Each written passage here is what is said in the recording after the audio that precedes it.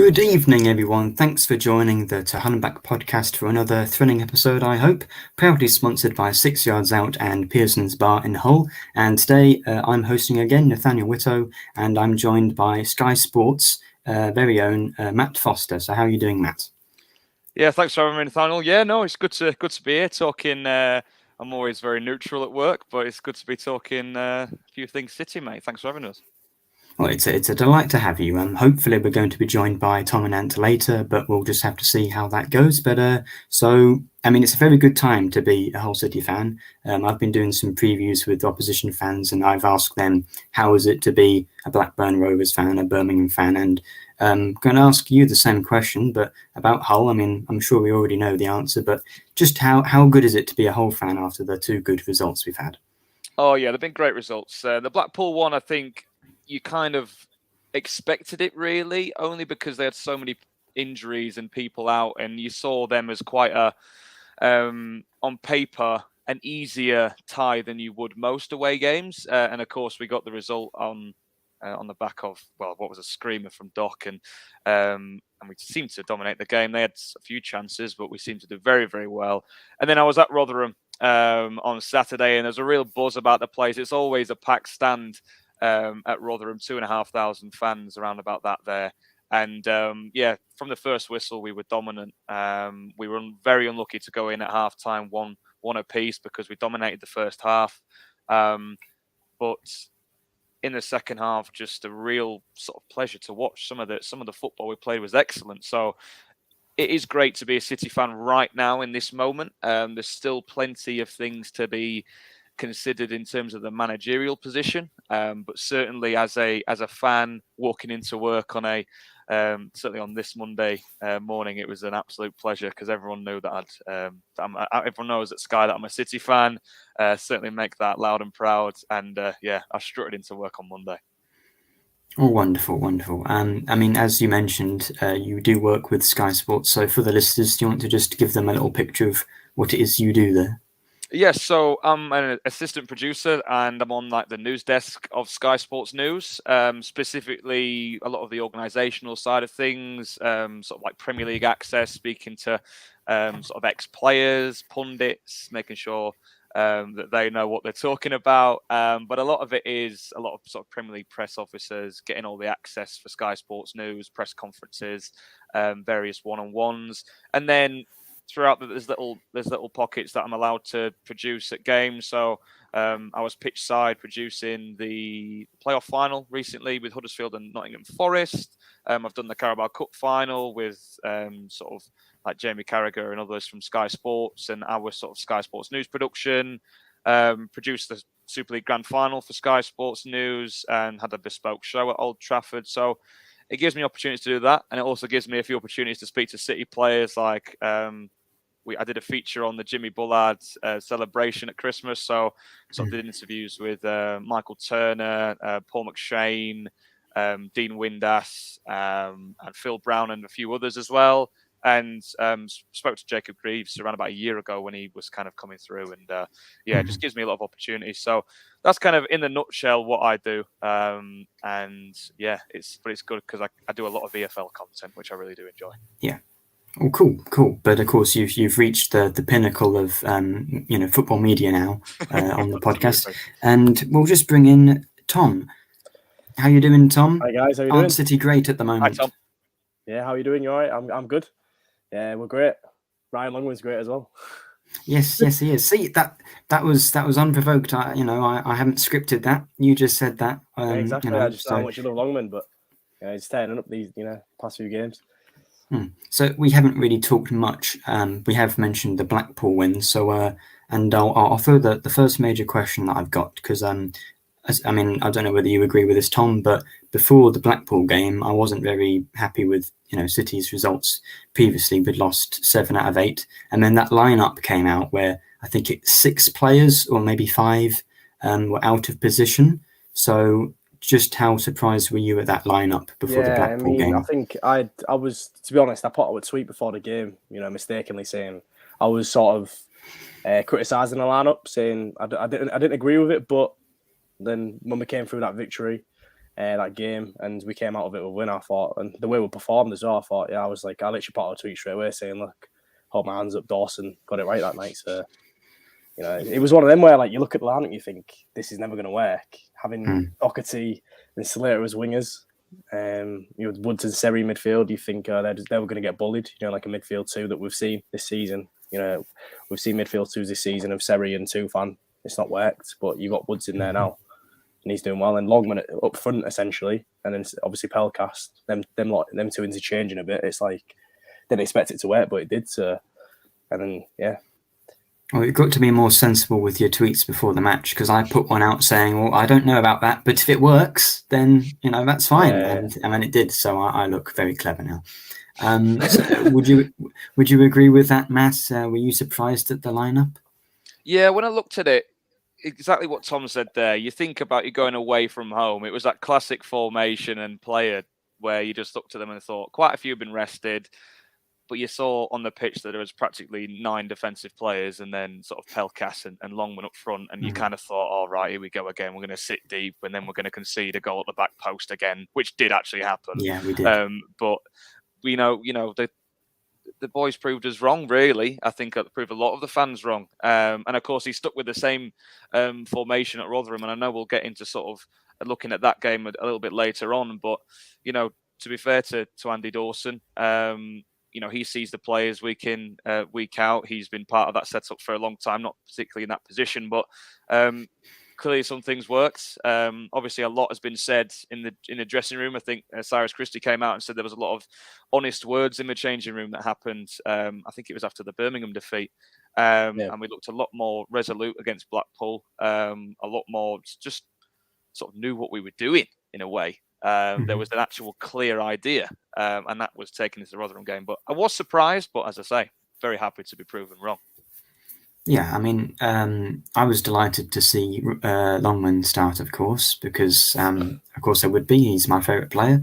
But yeah, I wasn't really sure that was going to work. And it was interesting to see Doherty was playing on the right wing almost, although it seemed that maybe some of those players.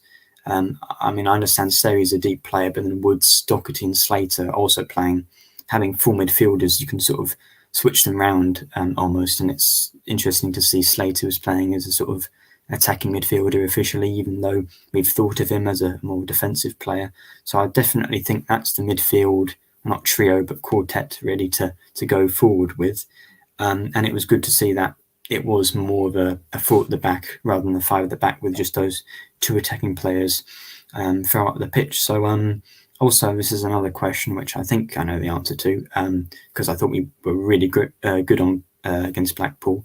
But that seems to have been the first game we've won this season where we actually deserved to win. I think, or maybe not. I think we deserved to beat Wigan.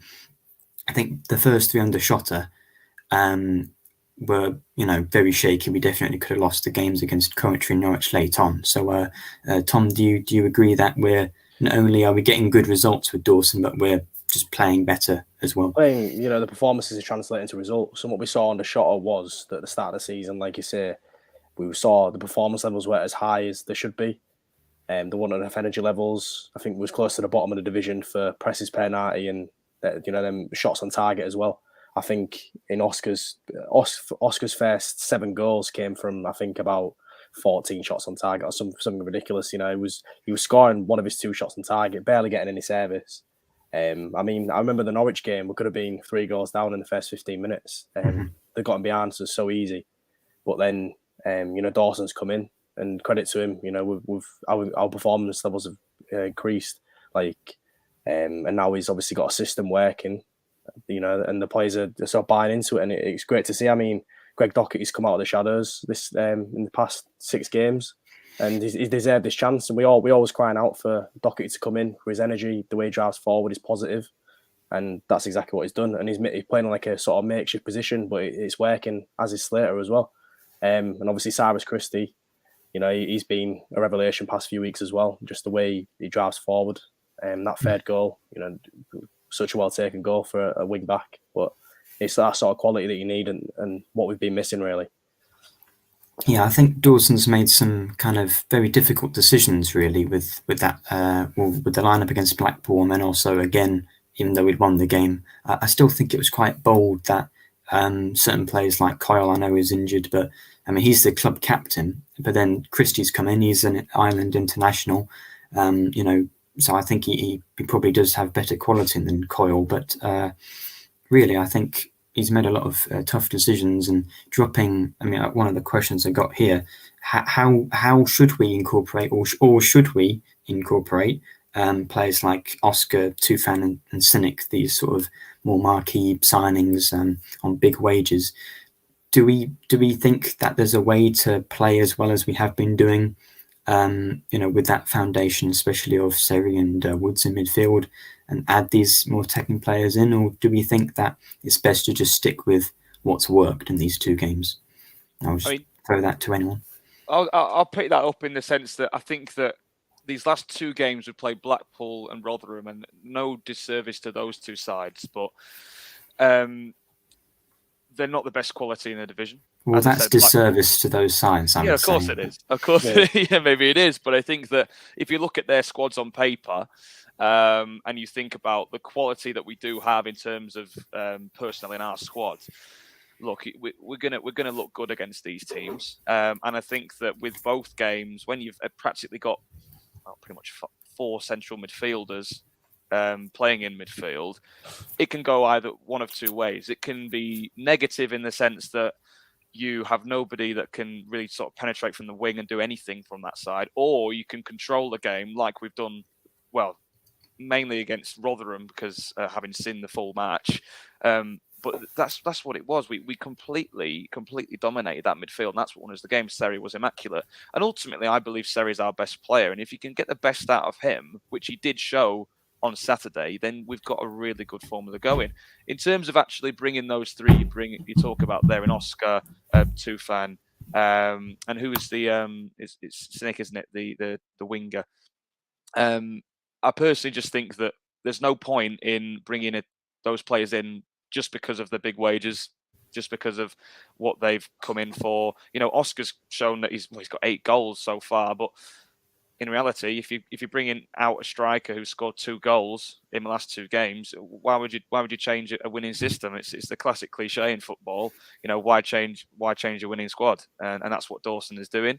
I still think he will make changes because Blackburn are a different side, a lot better tactically, work a lot harder than Rotherham and Blackpool. I haven't seen the sort of stats.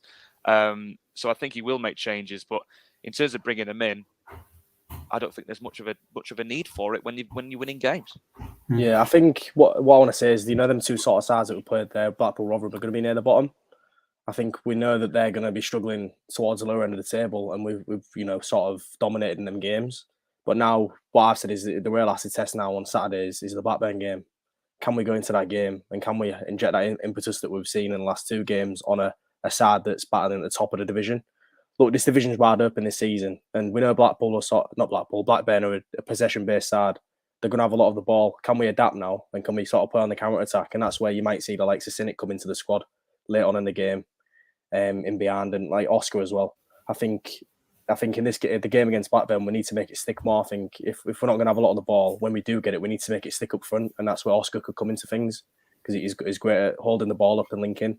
Whereas that's not really a strong part of Longman's game, I'd say. So I think he's going to stay with us. He's going to keep with the same side. But it's great that we've got quality coming off the bench. You've got the likes of Tufan you can bring on.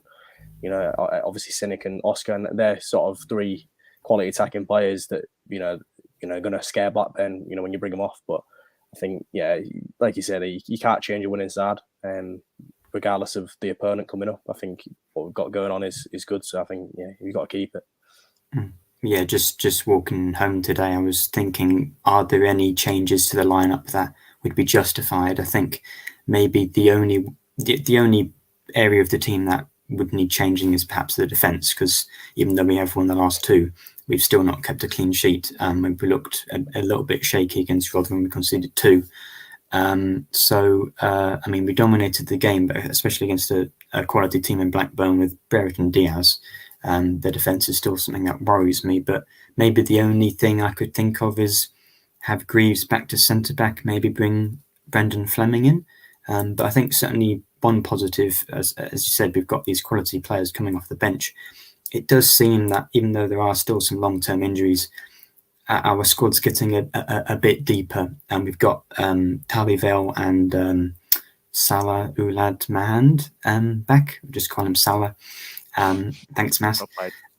So, hopefully those options, will improve the team as well. So, I mean, are there any changes to the lineup that you think we should make, Matt? Or you just said don't change the winning system.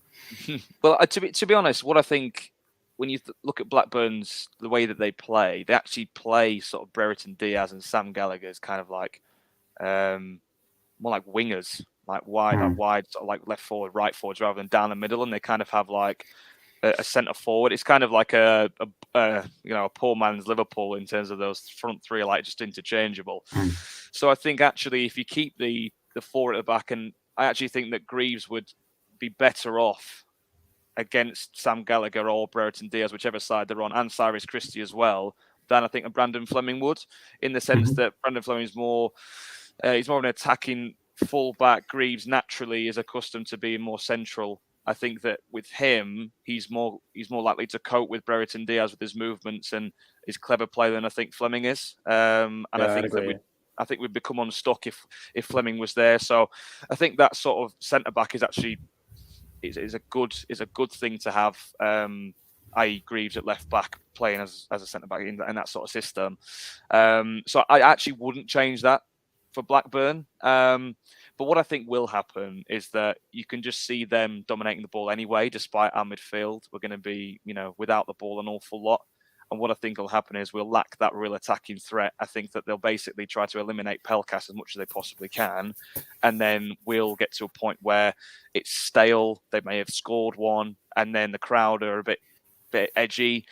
And then it gives the license to bring on Oscar and Tufan and really, really throw it at Blackburn and really try and mix up our system, because they'll be expecting this four-man midfield and training for that. So we've got a license to move about, but I would not change that back four personally. I can understand why you'd maybe bring Fleming, but from my opinion, playing Blackburn, I wouldn't. Tom, I don't know if you agree on that one, mate.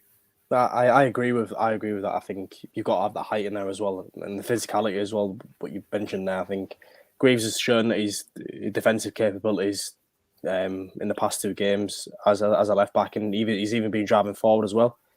And the cross that he put in for Longman, the cross as well. So I think he even showed last season. He's able to drive forward even from centre back. So I think I'm not worried having him at left back because he's good on the ball. So I'd keep it the same. To be fair. Yeah, I think it would be odd, especially after a week's rest. We win these two games and he doesn't change the lineup for the second one. We play even better against Rotherham. We dominate the ball, which is something that we under Shotter, especially when we had a lot of the possession against, I think, Luton and Stoke most prominently. We had a lot of the ball and then we played pretty woefully, didn't really do anything with it. Whereas now we've had two performances. I think we've had more possession, but we seem to have dominated the game and played a lot more passes than the other teams. So it seems that finally we're doing what I was hoping we were going to do before the start of the season. We've got players like Seri who are going to be able to control the game, and we're actually doing well with the ball. So, but it certainly would be interesting against a better team where the Blackburn are going to have more of the possession, see how we deal with that. And hopefully our away and home form haven't flipped, because at home we've been okay, and away we're now pretty good again, potentially. Since about the League One season, but even then at home we'd never played as well. And unfortunately we've had great home form and great away form at times, and we've never seemed to really stick with that. So the preview, the main thing I learned from doing that yesterday with the Blackburn fan is that Blackburn are rubbish away from home. So hopefully it's another game like that. I feel like we've jumped ahead a bit. We're talking about the Blackburn game very early. So just want to mention, of course I'm going to mention Ryan Longman. He's been great the last two games. I think he's held the ball up quite well, I think maybe technically he's better than Estepinian on the ball, maybe. Estepinian's, of course, I think very much a penalty box striker. So just how nice is it to see, especially after the chance at Huddersfield, you're not fit to wear the shirt and that sort of thing. How nice is it to see Longman doing better, Tom? Well, it's great to see. I mean, I was appalled, to be fair, when I was hearing people chanting, "You're not fit to wear the shirt." I mean, he's missed a one-on-one. He's got himself in the position in the first place. He's missed that, and then fans are chanting that. I think it's fickle. I mean, he's missed obviously 2 guilty chances, I think, in the previous game before. And it's great to see that he's just fought back now, and he's defied the critics as well. I mean, with his performances, and I always knew there was a player in there. I mean, he's got the talent, and I think it takes that manager to sort of unlock that talent sometimes. And Dawson's seems to be doing that. We knew how good he was for Wimbledon when he went on loan, and how good he was for spells last season. He was scoring crucial goals for us. It's just we want Longman to show that on like a consistent basis, and perhaps now he's starting to do that. So I hope he carries on with them performances. I think throughout his City career, he's never really had a settled position, has he? He's kind of been playing in a lot of positions. He is an out-and-out striker. That is his position. That's what he's grown up on. But he's been playing sort of played right wing back. He's played left wing when we were with Shota under Grant McCann. Like he's a lot of it was just all over the place. He never really had that consistent run of games. And whenever you're a striker and you're being forced to play in different positions, it can almost feel like a confidence knock because you're not deemed good enough to play up top on your own. And he's actually, I mean, particularly the Rotherham game, watching it, he was very much, he was kind of like Shane Long when he used to play for us, where he was just making the defenders run into areas they didn't want to be in, which allowed Pelkas to just work around a little bit and allowed that little bit more time for Seri and Dock and Woods to really get on the ball. So I think he was really effective in the Rotherham game particularly. And I agree with you both. The chance at Huddersfield were really poor and a really bad reflection on what is a great fan base. But I think that ultimately he did that interview with the whole Daily Mail and he kind of said, look, like, I understand I've had poor performances, but it's up to me to show what I can do. And, it's a mark to him as a man and as a player that he's gone off the back of that and had an excellent game at Blackpool. And obviously then he scored against Blackpool and then gets a goal against Rotherham as well, and he was excellent. And when he came off, I believe sort of 60th, 70th minute, we all standing ovation, clapping him. So a lot of fans, we all care about football so much that we can turn like that with a player. But it's up to them to show that they've got that in them, and he's certainly done that. So very pleased for him, both sort of professionally and personally, that he's managed to turn that form around. Yeah, well, it's nice to have some positive Ryan Longman content on the podcast because it's been too long, really. So just one more little thing about the last 2 games, and then we can perhaps look forward and look at the managerial situation. Is especially last season, I kept banging on every other episode. We were so bad at scoring set pieces. We were fantastic in League One. I haven't actually got the stats up at the moment, but generally I did some research into how many set pieces we've scored each season because I'm a massive nerd. And basically, last season was just shockingly below average. Usually we score at least 10 in a season. Last year, it was like 5 or 6. Yeah. In the Premier League, I think in the Premier League we scored something ridiculous like 15, which is pretty much the same as we did when we got relegated. We scored the same amount as we got promoted with in League One. I don't know how that works, but we've scored against Wigan with a set piece and Blackpool and Rotherham. So just a nice thing that finally we seem to have found a way to score some set pieces. So that's nice. It's not really a question, but just I think it's a good point. I always mention it. Yeah. No, I think it's a good point. I think one thing in that is that Greaves has got his first All-City goal. And I remember interviewing him about a year ago, and I kind of asked him about the captaincy, the future captaincy, and what he wanted from his career. And it was when a few clubs are sort of flirting in and around his position. Obviously, he hadn't signed that contract yet. And in League One, me and my old man, we were getting so annoyed about him having so many chances. I mean, we'd be texting each other like when we were watching it on a stupid stream over COVID. and we just like, is Greavesy ever just gonna be at the back post and just nod it in from 3 yards every time he'd missed? So I'm just glad that it was one of them pinball goals against Rotherham where you just had to stick a leg out and he got the goal.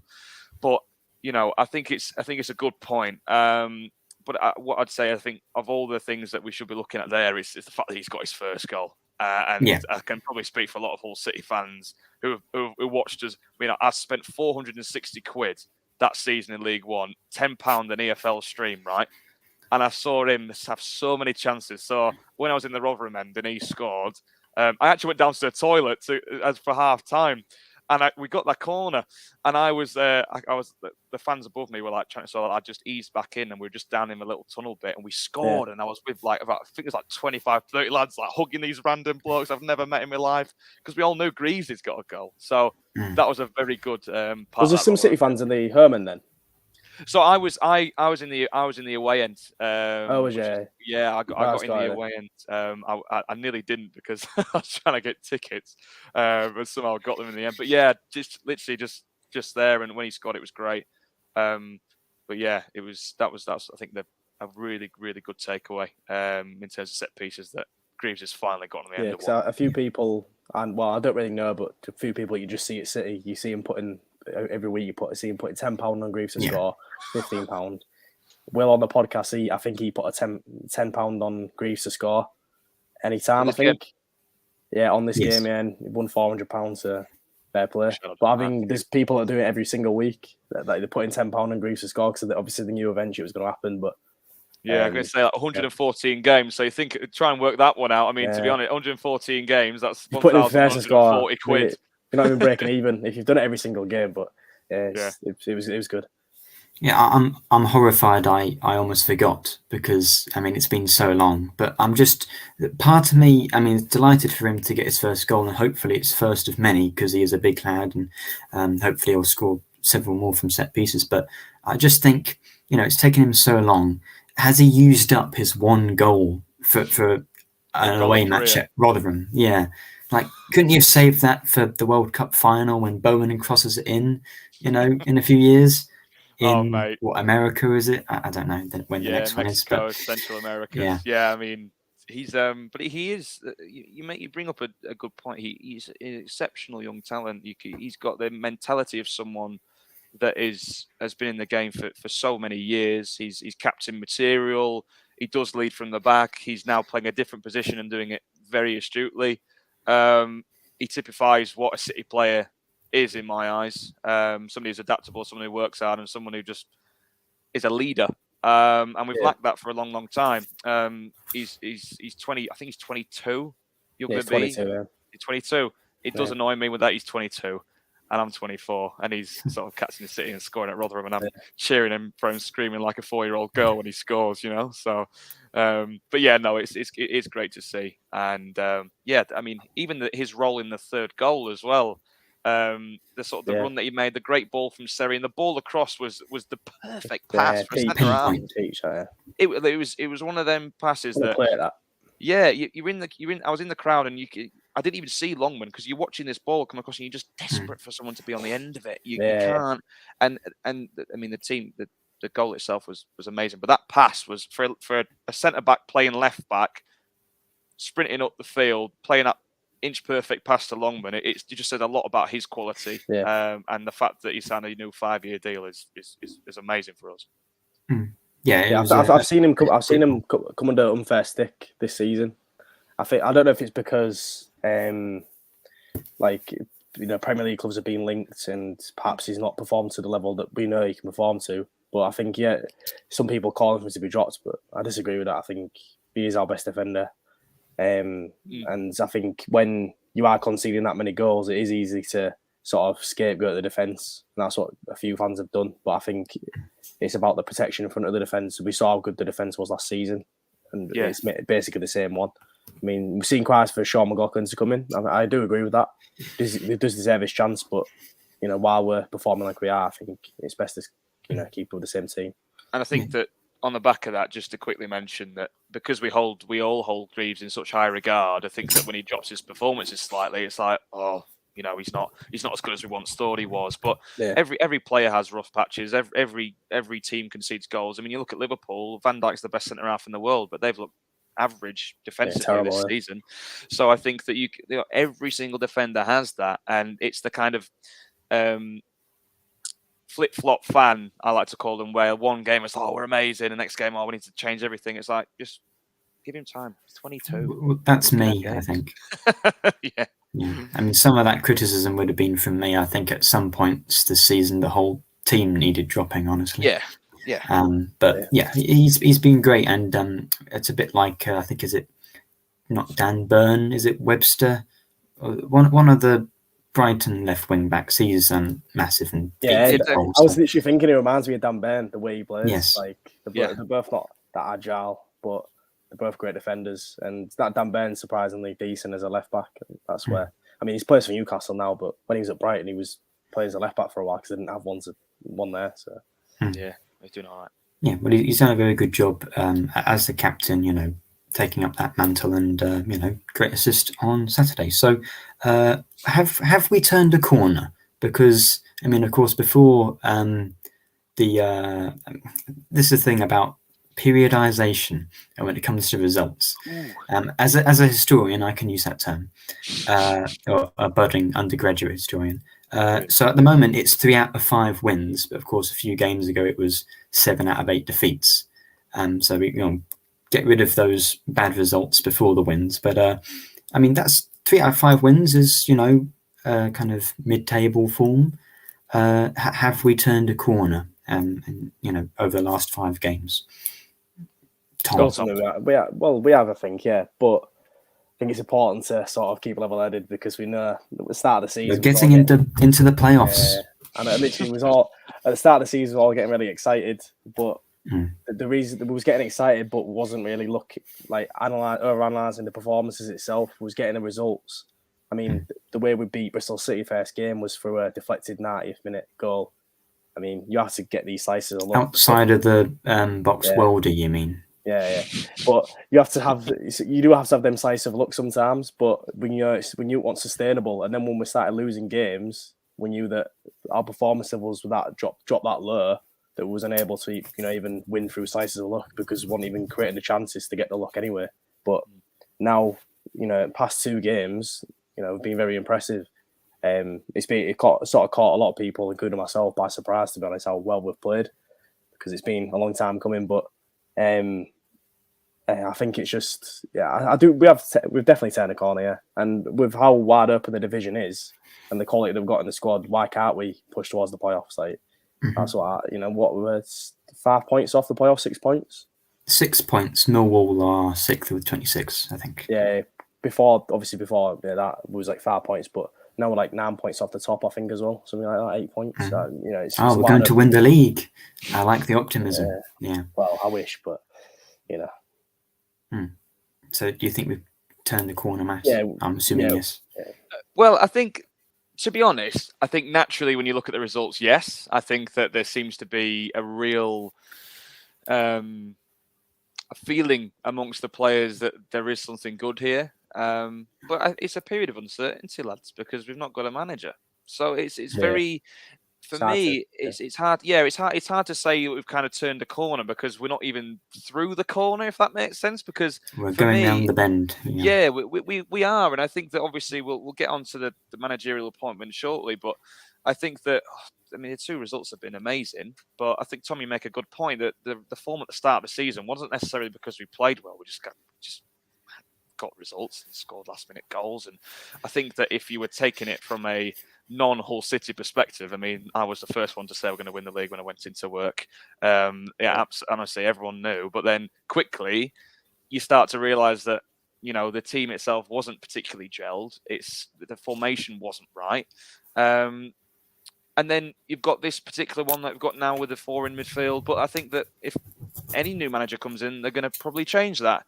I very much doubt that, say if it's Liam Messina coming in, he's going to look at the last couple of games and think we're going to play that way, because that's not what any new manager does. They play the way they think that we're going to win games. So I think that I'd love to say that the last two results is us turning a corner and we're going to fly out the league. Of course I would. Naturally, as a City fan, of course I would. But I think that what we do is we use Blackburn as a staple, because the reality is if we want to be pushing up that top end of the table, the teams like Blackburn are the teams we're going to have to play well against and potentially get a win at home or draw and play well. If we get stuffed at Blackburn, it's kind of a reality check in the sense that we've played two poor teams, but it's because we've got quality players in midfield. I think that Blackburn's a real testament as to where we actually are as a team. So hopefully we get 3 points there. If we get 3 points there, we're winning the league.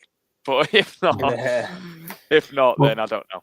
I do agree with pretty much everything you said, but also that's really negative. I think you've got to believe in Dawson and the process will be totally fine.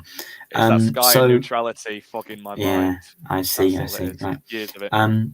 So of course you mentioned we haven't got a manager recently. It's not any major news, but it seems all the more likely that Liam Rosenior, former City player, and his grandmother's from Hull, right? Yes, she is. He seems to be the player that's going to be, or the manager that's going to be appointed by Adjan. So what do we think about that? Is that a sensible appointment? Because he's sort of, he doesn't really have managerial experience in the Championship, but he knows the club, and that's very important. But then, of course, he's not, even though he doesn't have managerial experience here, he's not like Pedro Martins, who's never been to England before or to manage. So, Tom, how happy would you be with that appointment? I'm pretty happy. I think you need that stability when you're halfway through a season, or close to halfway. You need that. You need someone to come into the football club that sort of knows the background, knows the fans, and it's obviously played for the club before. I mean, I think the point I raised before was if Liam Rosenior hadn't played for City, we'd all be saying it's not a good appointment. But I think because he's played for City, it sort of changes your opinion of the appointment.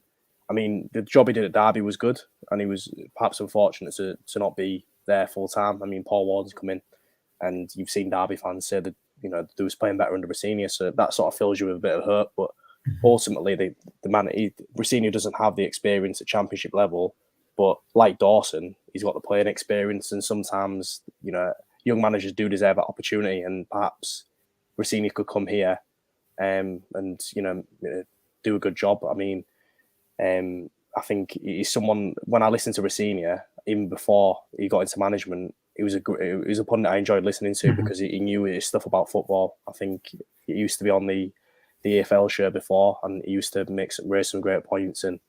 And I think he's unlike Shotta when he was here. I couldn't listen to Shotta. Like, I don't think I ever sat through an interview with Shotta. He was just so uninspiring. But I think Liam Rosenior is the opposite. I think he can inspire the dressing room, and I think he has the way he wants his team to play. I think is the right way. I mean, and I think he can come in and make a difference. So hopefully that's how it plans out. Should he be the man that takes the job?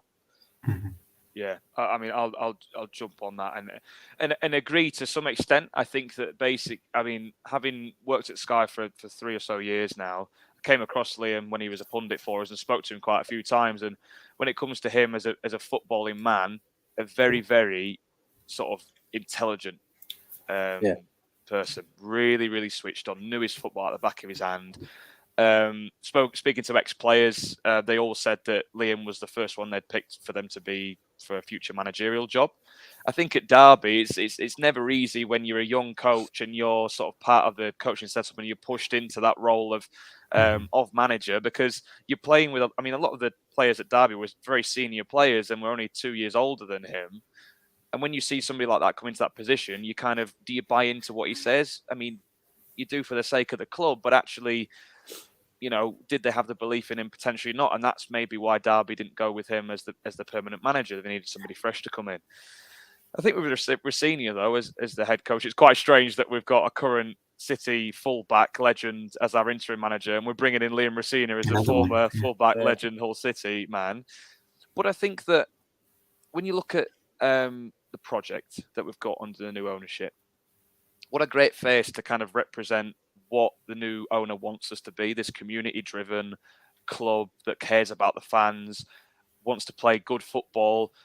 he's a great person to have at the top for that sort of stuff. He's like I said, really intelligent, not going to say anything daft, going to be great with the fans, great with the media, great with the community around it. That's fantastic. He's obviously unproven when it comes to being a manager and making a team tick. He's going to have some big personalities in that team now that he's going to have to work with. But I think Liam's a very respectable guy. He's somebody that you kind of respect instantly when he walks into a room. He's somebody that I think that if the City players buy into it, and I think that the owner will push them to, he's somebody that can really do well. But I think it is difficult because same with Shota, he came in with very limited managerial experience when it comes to that sort of top level, and Liam's the same. But you're desperate for him to do well. You're desperate for him as a City fan because you know how much of a sort of reliable player he was. You hope that he's going to get the best out of his team. So the fans will back him a lot more than say a Pedro Martins, I think, because they'll give him a bit more respect from his previous tenure at City. I just hope he uses that time wisely and the team really get on board with what he has to say, because I really do believe that he's very intelligent, he's got a good footballing brain, and he can do well for us. Yeah, I agree. I think Ajin's seen the last few results, especially the performances against Rotherham and Blackpool, just how good we've been compared to good, because he does watch the games. He'll have noticed that, just how much better it's been. So I think this is sort of a continuation thing. I don't think bringing in Rosenior is going to change things up as much as Pedro Martin's coming in. I mean, Rosenior is going to be very different. He's a club legend like Dawson. He's going to have seen what Dawson's done and want to continue that rather than bring in a whole new system, which perhaps we don't need at this point. So, I mean, a lot of City fans have said, I've seen it on Twitter, that why aren't we just sticking with Dawson? I think in a way we are. He's still going to be a major part of the managerial setup as a coach. So I think maybe they'll not exactly be equals, but I think you'd be ludicrous as a club legend. You see, Dawson's done so well, you're not going to come in and change that completely. So I think it is a continuation. I don't know how many coaching badges they have, but maybe Rosenior's got more or something. So he's, and he has managed at Derby as well, which is a fairly decent club. And, I don't know how well he really did. He's just been the manager of Derby at the very start of this season, right? Yeah, he was interim. He got basically put into the job, and whilst Derby were looking for a permanent replacement, so he was there, and the form was in and out. Because naturally, the players will not want to invest in a philosophy knowing that he's not going to be the permanent manager. It's simple. Never do you. It's only when they're appointed as the permanent manager that I think you get a buy-in from the players. It's always the way. And that never happened. So I think there was always that thing at Derby where Liam wanted to play a certain style of football, but he wasn't able to implement that on a team because they didn't know his future. So why learn a new system when you're going to learn another one? But I think if he's got a permanent role, so much better for him as in his development, so much better for us, City. I agree with you, Nathaniel, that you get to a stage where you don't want to change too much, and I don't think he will change an awful lot. But I still think he will have an imprint in his own style, and I think that he will understand that what a winning system is. So he'll recognise the pros and cons from what Dawson's done since he's come in, and look to improve that. And I think that he's somebody who is still learning as a manager. He's going to be receptible to criticism, but he's somebody that I think the players will respect, and they will want to do well for him. If you can get a manager that you want to play for, you play such better football. And I think he's a really good personality for that. Yeah, I think the main thing that I've got from Dawson's press conferences have been how he's talked about tactics and all that sort of stuff, but also that one major quote that the players need to be told what the sort of standards that they're expected to meet and that sort of things, levels of determination, fight and that sort of thing. And I think that's what Dawson's brought in, and I think Rosenior will do the same. As long as we've got that, these players do have quality. I mean, Seri and Tufan, players like that. I mean, at times this season, I've seen the flicks and tricks Tufan has done and thought, how have we been so lucky to get a player of his quality? And same with Pelkas at times, some of the nutmegs he's done. So, as long as they're working hard, like Ali are, he's been the prime example of a player that's come in and he's got the skill, but also the work rate. if these managers who have played for this club and care about the club can instill that, then I think we should do well, because these players do have a whole lot more quality. We had the work rate last year, but the disservice to these players, they weren't quite as good as the ones we've got now on paper. Eves has not played, in top European leagues, and Tufan's played for Turkey however many times, and Smallwood's not done that. So if we can install that work rate, I think we're going to have a positive season. So there are 5 games left until the World Cup. I can't remember exactly all 5 of them, but we've got Blackburn, Middlesbrough at home, and then Millwall. We end against Reading at home. I don't know who the other team is, but what do we expect? Is it Watford? I don't know if it's Watford. Someone needs to fact check that. Here we go. I'm busy I've got talking. it here. So okay. Blackburn at home, Borough at home, Millwall away on the 5th of November, Tuesday night game against Cardiff away, and then Reading, and then we're into the break. Yeah. So I think this is a major point in our season. We've had a good 5 games, winning 3 of them. We've got these 5 games. Some of them are quite winnable. We've got 3 home games, which is important.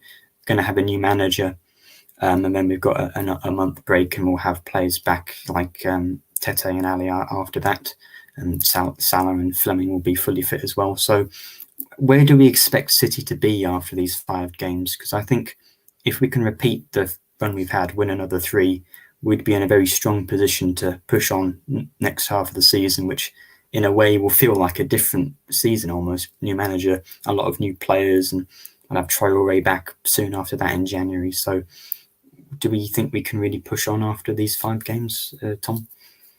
So one point I want to make is, I think when Adrian originally made the appointment of Shota, I think we was all thinking, it wasn't a mistake, but was all thinking McCann had beaten 2nd and 3rd in the league and he was sacked, and then brought in Shota. I think now maybe Adrian's sort of learned from that mistake, and he's taking his time to sort of find the right man, instead of just sort of bringing someone in straight away.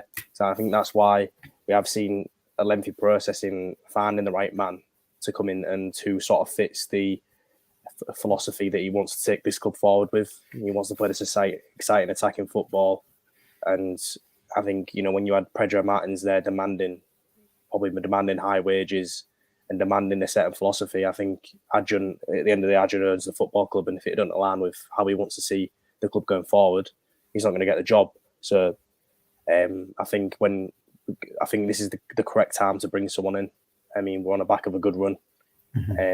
Especially someone like Rosenior, and then we've got 5 games before the international break, before the World Cup, and then we've got the whole of the World Cup to sort of prepare for the return of football. So I think if you get Rosenior in, after the Blackburn, I don't think he's going to be here before the Blackburn game, but maybe before Middlesbrough, and then we've got 4 games there to sort of try and sort of push up the table a bit. So I think if we was around 12th going into the World Cup, I'd be buzzing with that, because the league's that wide open. If you piece together a good run, you can go from 18th to 6th in the matter of 5 games. That's how close it is. So as long as we sort of continue with the sort of work ethic that we've done, the quality players we've got now, like Seri, have sort of come into the fore now, putting in these great performances. I mean, in the Rotherham game, I was so surprised at how high up the pitch Seri was pushing forward,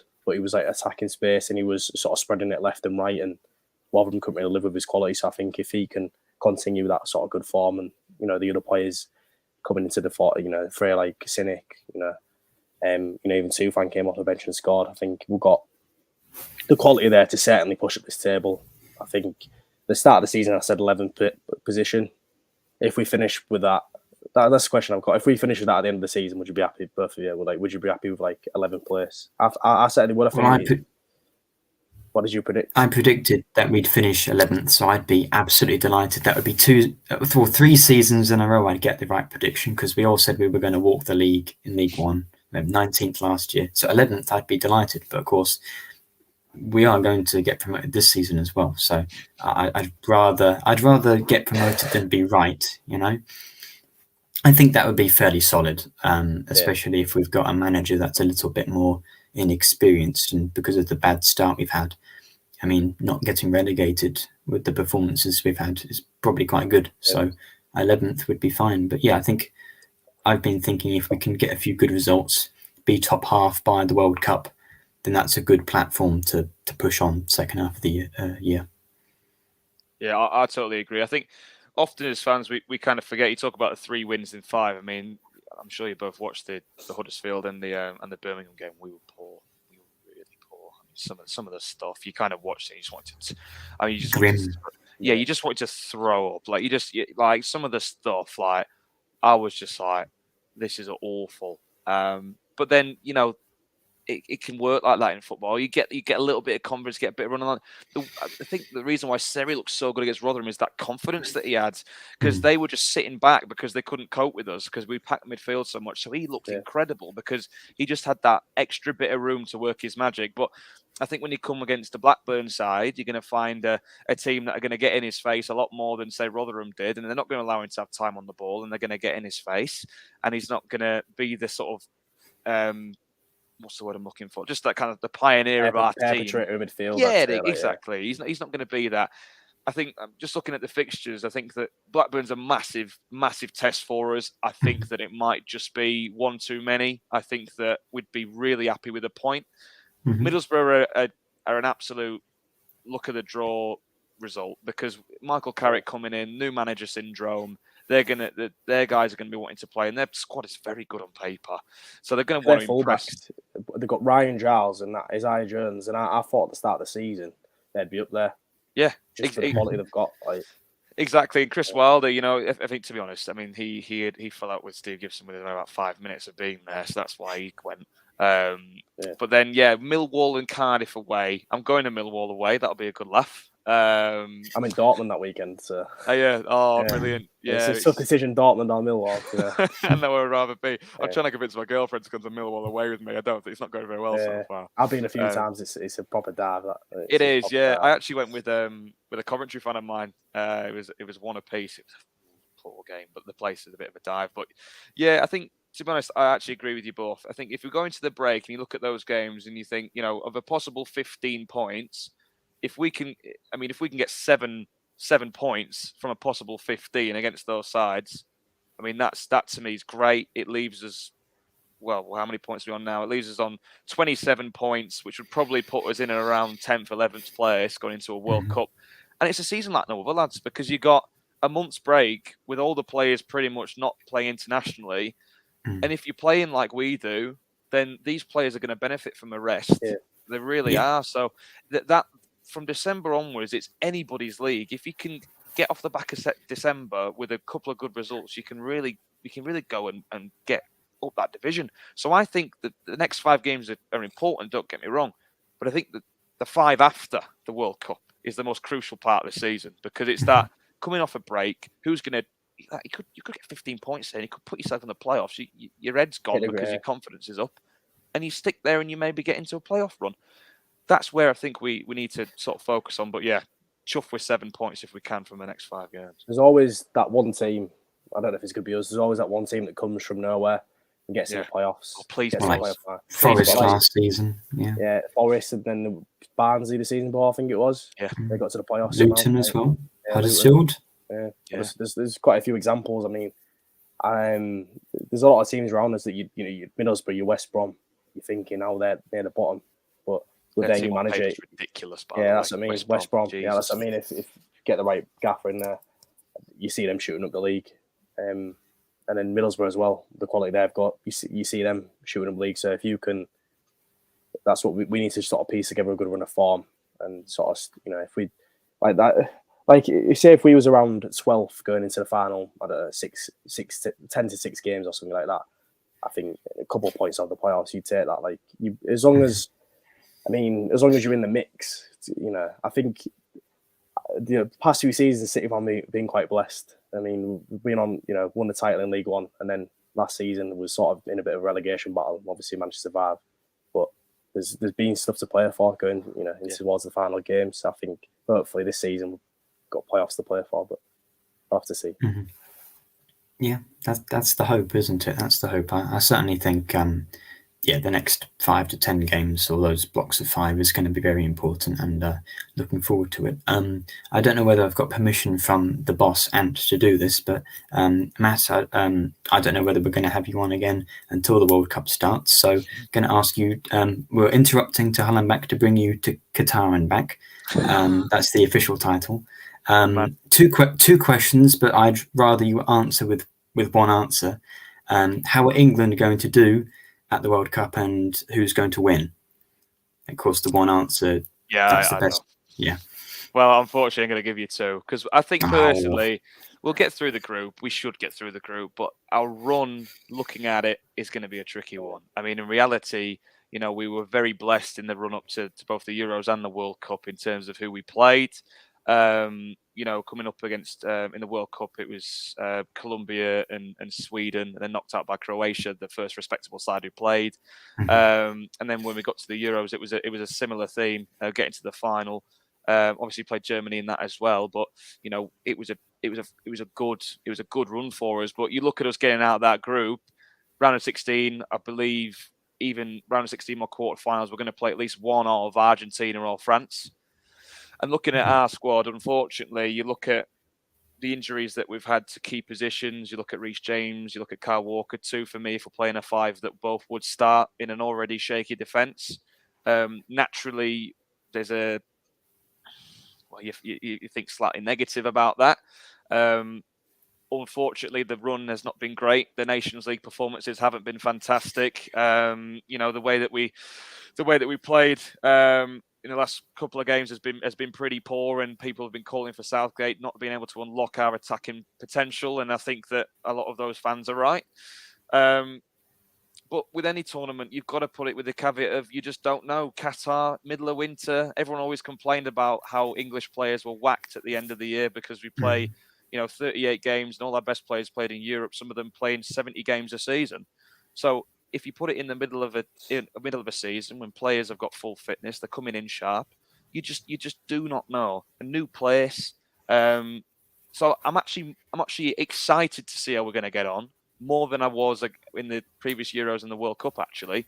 But my footballing brain tells me that we'll get knocked out in the quarters. My heart is desperate to see Gaz there with his waistcoat on, lifting the trophy aloft. And I live with my housemate's Brazilian, and he's banging on about how they're going to win the World Cup. And if I'm being honest, I think that they will win the World Cup. The team's unbelievable. I actually think they'll do it well as well. Yeah, I think they will. But again, sorry, I know, but. You better be. I didn't even ask you, Tom. I was going to ask you in a few episodes' time. Yeah, no, I've my opinion undermined. So if I do get the fortunate pleasure of joining you both again at some point, and I will not look forward to being right. To be honest, I don't want to be knocked out in the quarterfinals, and I don't want Brazil to win. But if I am right, then so be it. But that's my prediction for the World Cup. Fair enough. Tom, if you were feeling left out because I didn't ask you, how are Italy going to do? You just think, we're not there. Well, Immobile's out for the World Cup, lads. I don't know if you saw that. Oh yes, that was fun. That was fun. And of course, everyone made the old immobile jokes, because he's not immobile now. Yeah, not good enough. So, last little thing, quick score predictions for Blackburn. I'm going to go 2-1 City win, because we can't keep a clean sheet, but we're on a good run, and Blackburn are rubbish away from home. So, what about you, Tom? I want to be positive, but I'm going to go 1-1. Well, that's fine. That's 1-1. Fine. That's a positive result. Yeah, so I think 1-1 would be a good result for us. Okay, cool. And I'm gonna end the what is probably the end of the episode with. I've been fairly negative about City in some moments. I've tried to keep the balance right, but you know what? Screw it. Blackburn are not that great away from home, and I think that on away form and our home form, I'm looking for a 2-0 win, because yes, we may not be able to keep clean sheets, but this is the change. So let's go 2-0. I'm looking forward to 5 o'clock Saturday when the stuff was 4-0. Let's see. Ah, lovely stuff. Okay, well, I think this has been a fun episode. I hope everyone listening at home has had a lovely time. I certainly have. We'll be back probably Wednesday night next week to preview whoever we're playing next, Millwall, and talk about George Honeyman, the Snake, and we'll be back for another main episode probably Thursday night. So thanks everyone for listening in, and we'll catch you next time.